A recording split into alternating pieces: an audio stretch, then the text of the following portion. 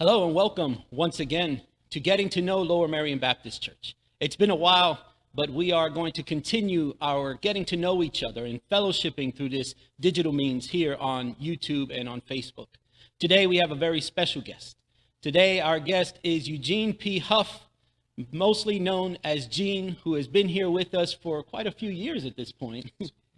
It's been quite a blessing to us, so I'd like to introduce you all to Gene. And Gene, welcome to Getting to Know Lower Merion Baptist Church. Thank you very much for having me. So it's been a great experience. I'd like for you to share a little bit about how you got here to begin with. How did that all get started? For myself, growing up in White Marsh, and then after I was married about 19 years ago, moved to the Radnor area. But as a child, I always remember, because my church where I was baptized was Bryn Mawr Presbyterian Church, and I always asked my dad to drive different routes, crossing the ford, down near the old mills. But I always liked going up past this church, because I liked, even then as a kid, cemeteries. And never went in, drove by year after year. And so coming about how I came into being more aware and exposed to the church here was that it's about 4 years ago. My work is cemetery and monument preservation. I'm an educator. And there was an opportunity through a nonprofit that I co-founded, Saving Hallowed Ground, to initiate a possible project here at the church, working possibly with women from Baldwin School, and had a chance to meet with Mary and James Cairns and at the meeting, and Reverend Pagán was there as well, and I think there was another individual that I think was a member of the church at the time. I'm not sure, but anyway, the idea was to try to figure out how we could bring students in to do what I love to do: research names, learn about conservation, and bring forward a historical narrative. And I shared with Reverend Pagán that working with students, sometimes it's difficult, like with public schools, to bring forward a spiritual component to the importance of this. If you do good work on hallowed grounds, good things happen. I've been doing preservation for about 20 plus years, and I'm always amazed, for me, how the opportunity to work in cemeteries, but the people you meet, the conversations, but also a chance to decompress. How you share that narrative or sell it, per se, is not something that people will automatically say, hey, I want to get involved in doing that. But in any event, what happened was we had a problem with coordinating with Baldwin School and the timing, and so we were hoping to do it at a later date. And probably, I would guess about 8 months after that initial meeting, there were some challenges for me with the nonprofit that I had formed. And one thing I've learned is that with anybody, if you have a vision or a dream, be careful, because in life, there will be people that will want to get involved, but sometimes they don't follow the original pursuits and mission of what, in this case, Saving Hallowed Ground was about. And basically, I stepped down from the nonprofit because it was not pursuing what I envisioned. And it was a major letdown. Literally, I felt I was so low from the standpoint, almost from an emotional breakdown, because so much had been put into this. Yes. And so having to move items and relocate where I could continue my work was a daunting process. And so I came by here and reached out to the church. I spoke with Reverend Pagán about my situation, and basically I was saying, what can I do for the possibility to support the mission of the church, but have a place where I can be able to house my books and other items which are crucial for my interface with the youth. And so Peggy Shank, I believe, was one of the trustees, and was brought before the trustees, and the plan was that there was interest in this relationship, to to happen, and so I was given the opportunity to have office space, and then each month I am providing services toward the cemetery. And the interesting thing was, in moving in, I was listening to the choir practice, and I basically said, well, can I help out with the choir? Because I know that with a lot of churches at Bryn Mawr, wonderful choir, but it's very structured and very much you have a very rigid schedule, as I understand it. And I was really looking for something that I could enjoy singing in a non-pressure environment, but also in a wonderful sanctuary, as this church has. For me particularly, is in describing this church, and anybody new to the area who say, well, I've driven by here for most of my life, or for a long, long time, I've never been in here. For me, Mary Punchin took me around, gave me a tour, explained the history of the stained glass, the spaces of the church, and it was overwhelming and very, very powerful and very spiritual. Yeah. It's a very historic church, and so yeah, and that kind of worked with you because you love history, and especially the American history that we represent here. That was kind of fell right into your alleyway. But before we get to all the things that you're doing here, because he does a lot here, and he helps us not only with the choir, he sings in the choir here, and his voice is a blessing to us. He also does a lot of work in restoring monuments in the cemetery, which this week he was working, in the last couple of weeks, he was working really hard, bringing in thousands of pounds of soil. And gravel. But before we get to that, I wanted to talk about Gene. And so you said you originally were baptized in Bryn Mawr Pres. And so what has been your faith walk? Like, how did you get to that point first in terms of leading to your baptism as a youngster? Mm-hmm. And then how has your faith walk been up until now? Like, how has your spirituality progressed? My father's side of the family, they were Quakers from Doylestown, Ambler area, early 1690s, I think, in this country. And my mother's side were Presbyterian, but also Southern Baptists. And I didn't realize that. Eugene Percival Pendergrass was an ordained bishop minister down in the Carolinas. And I don't know if I've spoken to Reverend Pagán about this, about the Southern Baptists, which I don't know much about, whether it's a lot of fire and brimstone. But in any event, there was a spiritual component there. And so Bryn Mawr Presbyterian Church, because my grandfather, my mother's father, was a radiologist at University of Pennsylvania. Mm-hmm. And in growing up here in Ardmore, that was their church.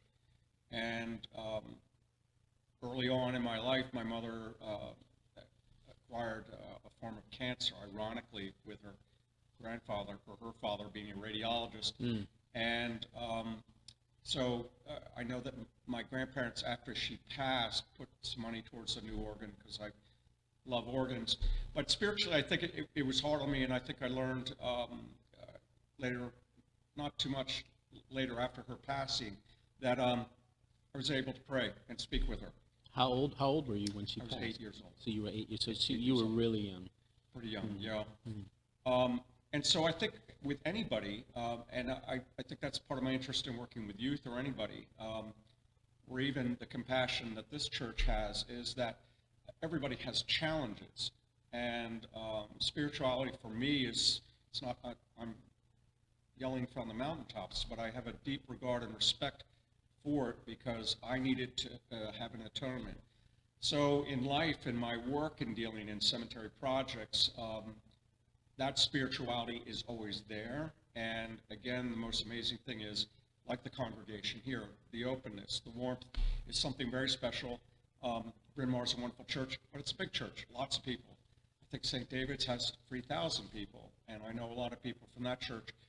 But if in a busy life that we all have, stepping back from large crowds and being able to grow in a spiritual way has allowed me also to be a better clinician. Mm-hmm. And I know I've spoken to Reverend Pagán about this in terms of also reaching out to hopefully do a project down in Chester. And so for me, I don't have a Hispanic background, but I think in projects in communities, whether Black Americans, getting partners to understand and participating in projects is all important. And I was very grateful most recently for Pastor Pagán going down to Chester and meeting with some of the folks there. I think bringing people to the table on a diverse note provides legitimacy, and most importantly, particularly today, it's contentiousness in any realms, beyond politics or whatever. Trust is extremely important. Yes. And so your walk has been a very spiritual one. You haven't necessarily been like an evangelist shouting, like you said, but it's been very personal, very intimate of growing spiritually with God and on this journey. And so, well, I can see, as an 8-year-old, that's hard to process. And so I can understand how the spiritual aspect of it helped you. Like you said, you were able to talk with your mother in prayer. I think that's very apropos for what we're living in now. She was always with you, even though she wasn't with you, and that was very important. That brought you to this point in this moment. So, In a sense, that she was very engaging type person, and very kind, and involved in doing good works, volunteering and other things. And so I think those are the gifts that our parents give us, or family members, and I'm certainly grateful for that. I just want to say that I was at a service. It was a wedding, and I met a gentleman who was a minister, and we were talking a little bit. He asked me about the passing of my mother, and this was probably 10 years ago. And he said, I want you to get the book, Letters from a Scattered Brotherhood. And I mentioned to Pastor Pagán about this, and the amazing thing about this book, each day I read a chapter. I haven't been up to date lately on it, but every day I read a particular paragraph. The applications to it were amazing, exactly what was going on in my life. And these Scattered Brotherhood scriptures, going back to medieval times and even before, were of shamans and scholars and people of all different faiths with a deep introspection in terms of the challenge that we all have as humans. So again, those are the sorts of things that are much needed for me. and so, well, grieving is difficult. And I think that we never really completely end grieving or finish grieving, because there's always certain moments. It's almost like if you have surgery, everything is better, but you might have a scar. And there will be times when that scar just kind of aches. And it doesn't mean that you're sick. It doesn't mean that you have to get another surgery. It's healed, but it just kind of aches. And I think sometimes that's what grief is for us. Yes, we do move forward. Yes, we do continue on. But there are moments when it kind of aches. And that's okay. Like, it's okay that it does that. It's a reminder. And so here, because that's been whenever you've felt that you couldn't anymore, it helped you to keep pushing forward. And when you thought everything was over, it was the next thing came. It's just kind of like helping you to continue to move forward. And that's a blessing beyond compare. And Very so, powerful. and so you said you were in the military. How long were you in the military for? 9 years in the Pennsylvania National Guard. I was in graduate school in Sweden for a year. My studies were looking at long-term health care in rural parts in comparison to Pennsylvania. And I thought I wanted to get into that field with HMOs, and I didn't go that route, but came back after that, and I was 29, and I wanted to serve. I had a lot of friends or family members that served, and I wanted that experience. And so I came back and signed on and went to basic training down at Fort Knox. And So you were a little older. You said 29? yeah, So I you just were a was little under older. the cusp of getting in. And drill sergeants were always harassing me because I came back from Sweden. They said, "You're a communist." And I said, "Well, Sweden isn't communist. I know they were selling votes to the communists in parts of other areas, but these things happen." But they were hard on me. But the one thing I excelled in, I was an EMT, so I was always helping somebody with injuries or whatever. And I beat everybody out in PT. More push-ups, sit-ups, and gun-ho. And So even though you were the old man. yeah, well, there's You two were- other people just a year and a half below me. But yeah, I okay. was one of the older guys.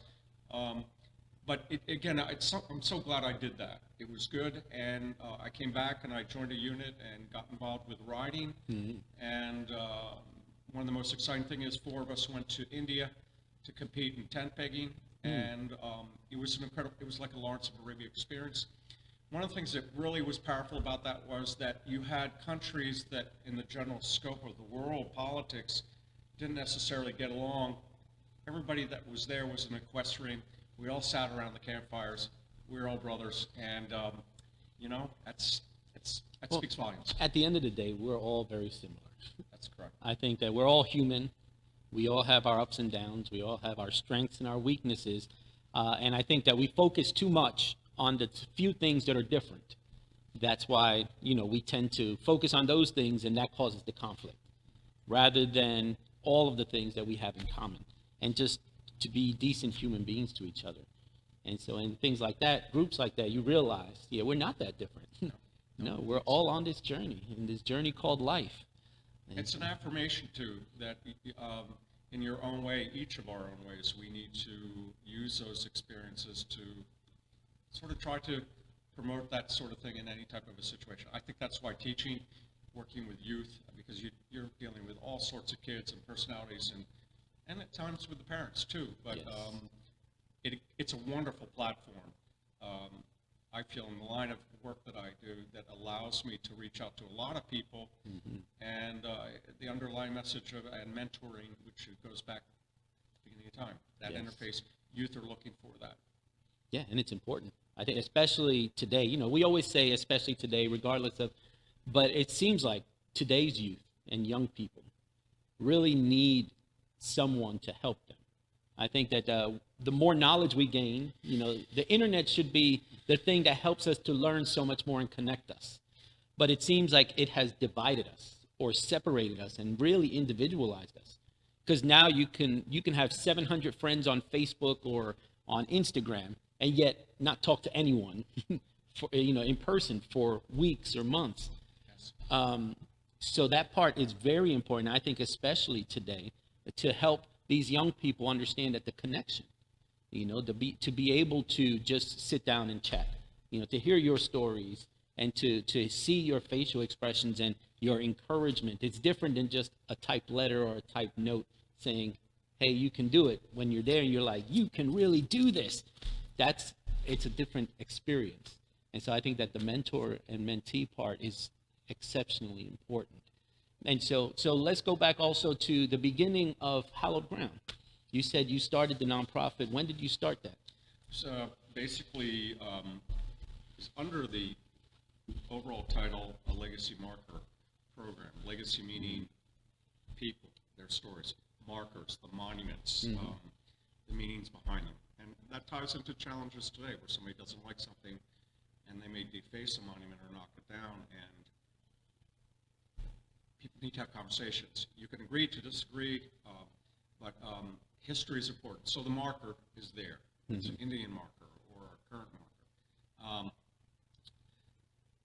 The program itself is to align the stories of people, the historical narratives. I grew up in a generation on the Sundays I watched On the Road with Charles Grohl.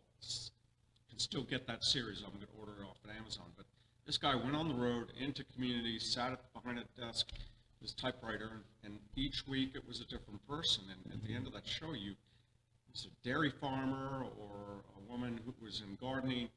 You learned something very powerful, and it was that human narrative. Saving Hallowed Ground was a component, as I met with some people at our American Legion post in Wayne, post 668, Bateman Gallagher, American Legion post.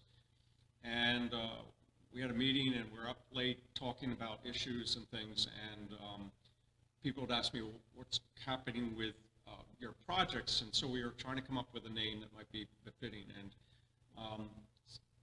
I said, my work in preservation of hallowed ground. And somebody says, well, you're saving hallowed ground. So somebody immediately got online and said, hey, that domain's available. So we called it in and secured that. And from that point, I was running the operation out of Bateman Gallagher. A very good friend of mine, Sarah Pilling, helped do the legwork for the filing for the 501c. Studio 21 wanted to do a film piece, and I finally found the film piece because I want to try to share it with the church. But I wanted something that could embody what it means when you go to hallowed ground site. And so we went to, I had a cinematographer, we went to Valley Forge, and I was standing underneath the arch there, and I basically said, this is hallowed ground. And the beauty of it was when the guy was filming, the photographer said, oh my God, you gotta hurry up, the bus is here, all these kids are gonna come in and ruin the film. And out of the bus steps out is General Washington. So we got him coming up, pointing, he captured it. We went over to the Baptist Cemetery here on Conestoga Road. The American Italian club came over, a couple of the guys stood there, they said, this is Saving Hallowed Ground. We went up to Macron Park, people from that neighborhood, from Garrett Hill, came out, and they said, this is hallowed ground. And we had a diverse grouping of people of various communities that were making that statement. And the last part of the film was we went to the World War I monument in Wayne. And the kids, basically, we introduced it, Saving Hallowed Ground is dedicated to preservation of monuments and markers. And Marty Costello, my commander, said, and part of the importance of this exercise is for students to come to the monument, select a name, read the name, and bring that soldier back to life. So it was really cool. It was like the Vietnam War Memorial. Kids came up, took a name, read it, and I had students in different uniforms step out of the wall each time their names, and at the last, the whole group stepped out. Wow. And it's kind of a goosebump moment because that's sort of the fascination. It's not just a burial, it's who was that person, Yes. what was going on, and it provides some perspective for the people This themselves. is the legacy part. Yes. And so you've always been passionate about this type of legacy and the importance of it. You said you liked cemeteries when you were young. And so how did that come about? Was it because of the grief from your mother, or was it your father who encouraged it? Did you see your grandparent? Like, what brought you to that, to see the importance in cemeteries and hallowed ground? My grandfather had gone to Rome on a Rhodes Scholarship, spent 4 years there, and did incredible drawings of the large churches and other settings, and he also captured monuments and markers and in his drawings. I mean, I can't draw a bowl of fruit, but he did these incredible things. And then after World War II, he, with Paul Cray, a very famous architect, with my grandfather, they designed one or two memorials over for the American Battlefield Monument Commission overseas. And he had said to me early on, he said, when you walk down the street, look up, that's where you're going to see the history. It's not just the facade of the building, the detail, it's subtle sometimes, but it's absolutely beautiful. But he said the monuments have to embody and share a story. So that meant a lot to me. And then from the Quaker side, Quaker stones are very, very basic, as they kind of plain and simple. But we had early Quakers up in Doylestown where their stones looked like a lot of our colonial stones. And my brother had said early on, somebody's got to be able to take care of these. And so when I was over in Europe one summer, I saw this restoration being done on a building. It was a special product called the Jan Restoration Mortar, and I came back to the States, went away for training for that application with Cathedral Stone.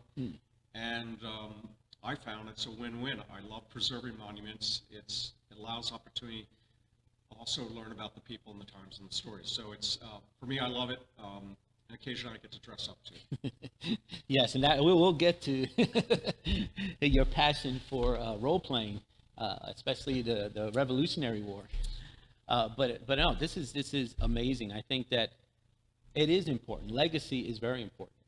I think one of the things that we do well here at Lower Merion, or have done, is continue legacies and to remember people. And legacies help us. Like, legacy is the foundation on which we are built. It is, where we come from, how we got here. All of those things, I think, are so important. We're too often we're trying to recreate the wheel because we think that we have to build from nothing.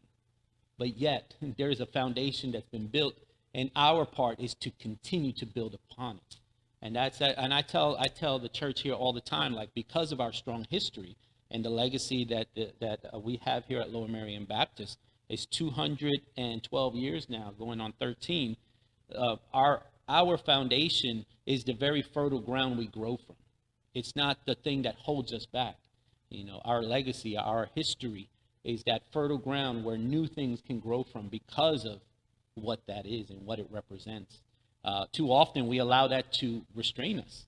But I love the way you do it. You celebrate the lives that were, and then you bring it to today and allow people to see them and then learn from them and then move into the next phase of their life and their journey.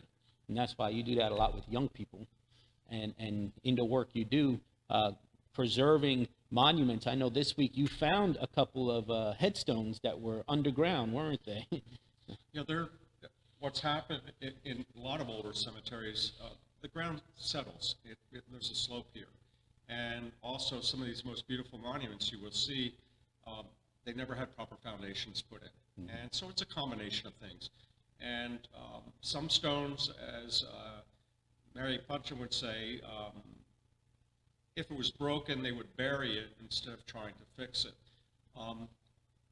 I'm an advocate. If the pieces are there, I can fix it, mend it.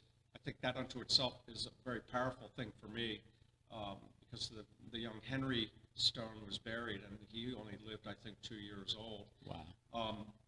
I would rather have that exposed, so when I talk to students and they say, well, what happened to this person? And that allows to talk about public health and things at times. So it's a testament, and also that young boy's unfortunate demise at an early age, his tragedy per se, can be used as an inspirational piece that we've come so long in terms of the type of medicines and things that we can use, and that's so it's a powerful. It's a sad, but it's also a success story that over time, great accomplishments have been made. Oh yeah, and we know that. Like, I think too often we take for granted some of these things. Longevity of life, the decrease in child infancy rates, death rates, like it wasn't a guarantee. There was a 50-50 chance that a child would survive at certain points in our history. In our history as the United States, nonetheless, the world, we know that certain parts of the world still have trouble.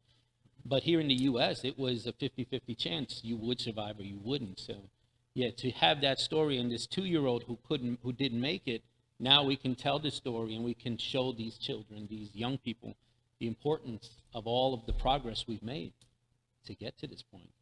And take life amazing. Seriously. As my grandparents would say, life is short, and it seems as I get older, I feel that way. It's like, things zoom, but yes. I think it's the whole piece in terms of, like the mission down in Chester, particularly a lot of youth that are challenged down there, is a moral sanctity for yourself as an individual, mm-hmm. because it's a challenge out there. It is. For our kids in all groupings, and I think that's why, like the church here, the offering that you always have, even if you aren't a member of the church, the encouragement to come here, most recently with some Bryn Mawr students, just to come and meditate and chill out. And I think Bryn Mawr College particularly, you ask any of them, how is it going? They're saying, like, everybody's overwhelmed. Because it's very academic, yes. So it's that's probably another very powerful piece that this church offers, because it's such a beautiful campus, and learned recently a lot of the people that are, not a lot, but some of the who turned out there were not necessarily members of the church, but they were stewards or they were overseers. And I think that shows a strong testament as to the evolution of this church. Their people were of the community here. They valued very much what this church represents. And because if you look in the surrounding area, so many things are torn down and neighborhoods come in. This church is still here. Yeah. Special.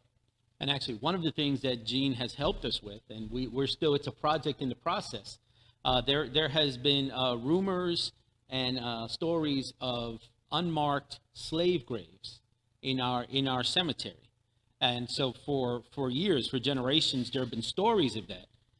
It wasn't until recently, thanks to Gene, we were able to get a ground-penetrating radar. And we're still in the process of trying to understand and see the possible places and if it's true. But the process has begun, and that's something that we really appreciate from Eugene. And can you share some of that, some of your findings that we when we went walking out there a couple of times. It was interesting. I was hired by my first sergeant from the military to go out and investigate, try to authenticate some tunnels that were part of the Underground Railroad out at in Westchester. And so the machine is not cheap to rent. And I said to Mary Punchin and Pagán, I said, look, I'm going to have access to this machine on the weekend. We're not going to use it the whole time. I'd love to come here because Mary's always wanted to use it. So I did bring it here on 2 separate occasions. And just to explain how it works, it looks like a lawnmower with an Etch-a-Sketch screen on it. And as you go along, it sends radar down into the ground. And as I equate, if you bury for an internment, what happens is you're disturbing the strata of the soils. So the burial shaft, as I would call it, is disturbed soil, and the surrounding area is a strata. So with that, if you find anomalies with that strata, it's a strong indication it could be a grave. Mm-hmm. So we sort of did a 101 investigation. It was fast and had some problems with the machine, but we got to take care of it. Mary is funny. She went on YouTube and said, oh, you got to check on this because it was a different machine. And sure enough, that device, I checked on it, it worked. She says, I use it all the time to find these things. Anyway, we went along to different sections of the cemetery, particularly down by the lower privet hedge there, and we're finding anomalies along there. And I know from churches down south that there were blacks who were at that time slaves that sometimes would be buried on the perimeter. We know that there were, Harrington had some free blacks, I believe, and then probably if you go back earlier, slaves, and then there was the indentured servant. There were all these different categories that tie into people that were in that class, you could say. Yes. And that many times there was a respect that was there, and people were given the opportunity, or at least the family, to intern, or it was the choice of the owners of the plantation, say, look, we're going to have these burials done. So where they were done, it's sort of like in the Revolution. If you were an officer, they'd mark where you were, but if you were a private, you might not get a you marker. may not get a marker, but those burials were made. And so with that, knowing that something's going on out there, it's powerful. So it's not just a stone, it's no, something. and it's very important for us, and especially because if indeed we do prove and see that these are unmarked graves, and maybe somehow we figure out that they were slaves or unmarked graves of servants or of African Americans, we want to celebrate their life.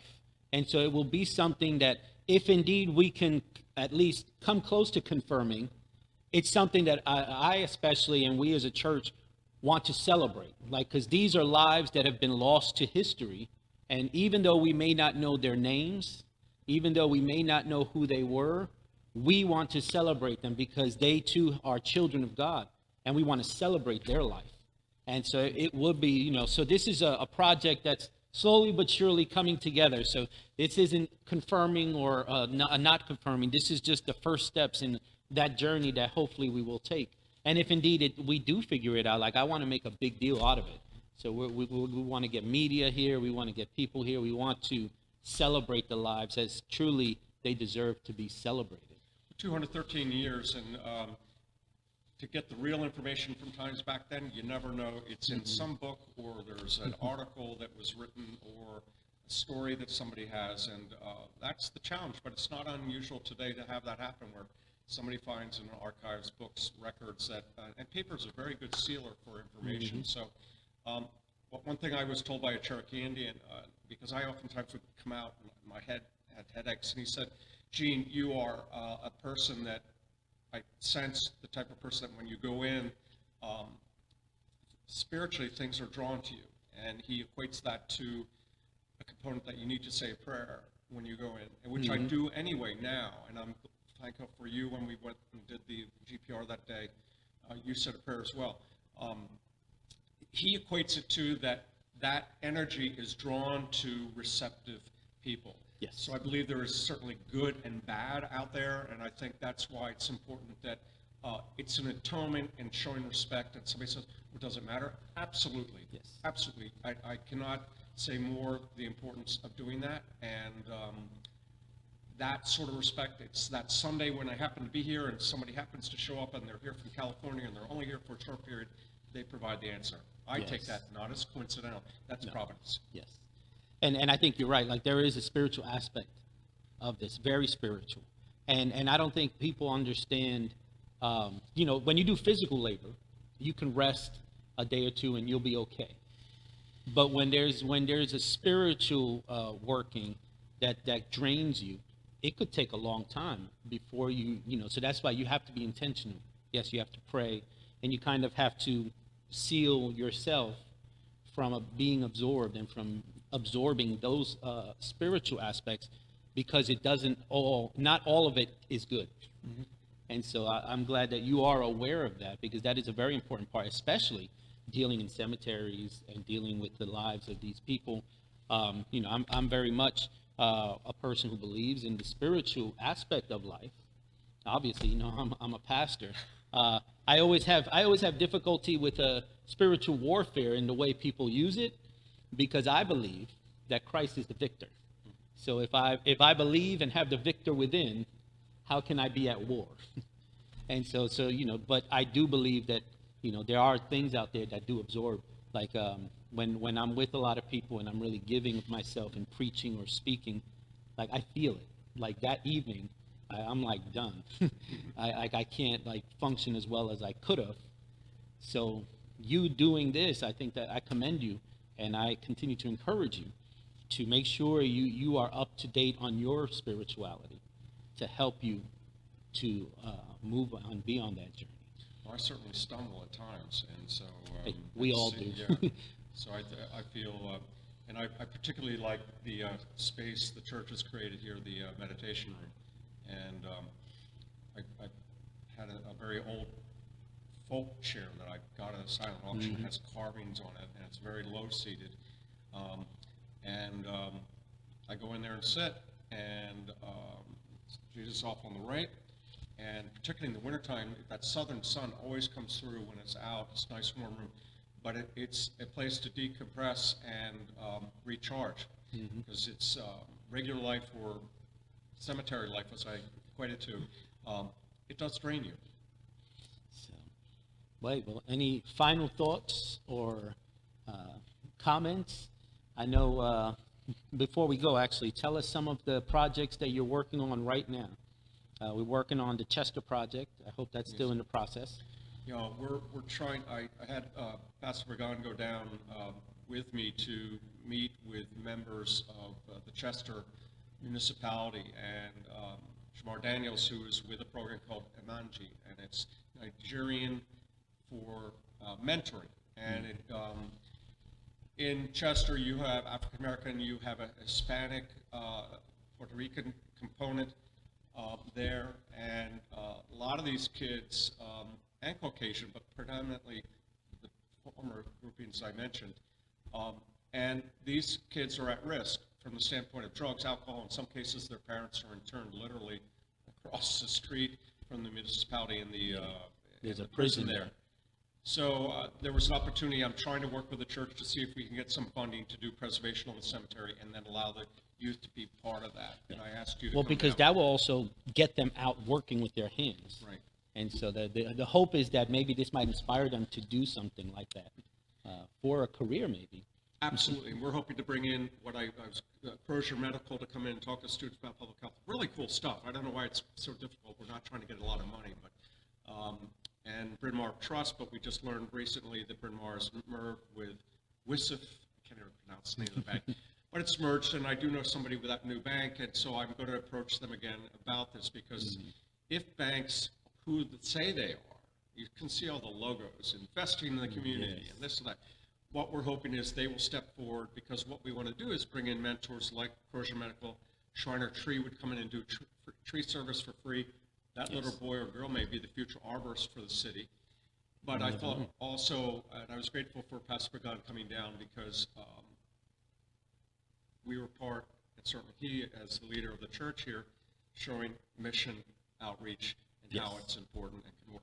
So I think that's very exciting, and we're hoping some things will happen with that. Yes. And you want to share a little bit of what you've been doing here in our cemetery, especially these past couple of weeks? Sure. Basically, what's happened is that with the amount of settlement that's taking place, but at the same time, understanding that there are sunken stones, there are markers from GAR, Revolutionary War, other corbels, other sorts of detailing that was very commonly used maybe 100 years ago, sometimes only 4 or 5 inches below the soil. Mm-hmm. So in order to address the sunken areas, I basically removed the layer of the grass, mm-hmm. exposed it, and with that allowed me to find any objects, document it, and did the terracing and created baffles for gravel, yes. so the water can flow better. Because people have come to the cemetery and say, well, it's very difficult to walk around. So that's what I've been doing. I brought in 9 tons of soil, wow. another 3 tons of gravel, and then distributed in areas, did terracing, raised stones, poured concrete foundations on those stones that were needed, and initiated some conservation, which is something that I'm doing each month anyway, taking care of hairline cracks, safely lifting the organic matter so we can read the stones. But part of the important thing is outreach. 2 years ago, we had students from Merion High School here. It was very successful. They would like to do it again, unfortunately, because of COVID. Mary has been contacted now from Shipley School, yes. and a woman involved with grave care for cradle graves, and they came by just yesterday again and are affirming that they want to bring students over. Good. And this is exciting, and what I was trying to share is that it is we could bring all the humanities in there, art, music, poetry, physics, but most importantly, if these kids like it, I want them, through safe social media, to share their story.